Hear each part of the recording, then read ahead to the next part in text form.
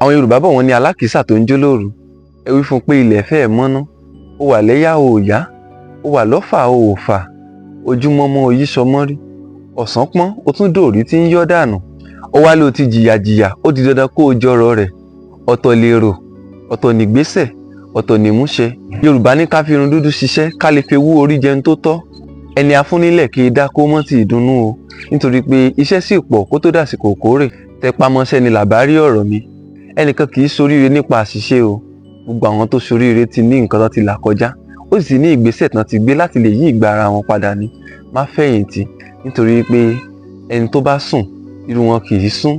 Kọ̀lọ̀kọ̀lọ̀ tó bá sì sùn kò lè rógbé orí àkùkọ jẹ. Kìràkìtà ò dọlà lóòótọ́, ṣùgbọ́n àtẹ́lẹwọ́ ẹni kì í tan ní jẹ. Ohun tó o bá ṣe l'Elédùmarè máa bù sí tó máa di ńlá mọ́ ọ lọ́wọ́. Tó o bá sùn oorun ó gbè ọ́, tó o bá ṣiṣẹ́ iṣẹ́ á gbé ni. A kì í ṣàwúre ká sùn sábẹ́ òrùlé. O nílò láti tẹpá mọ́ṣẹ́ kí Elédùmarè lè bá a bù sí tí ń bẹ lọ́wọ́ ẹ̀. Àmọ̀ràn mi rèé, ẹ ṣé o, ire o.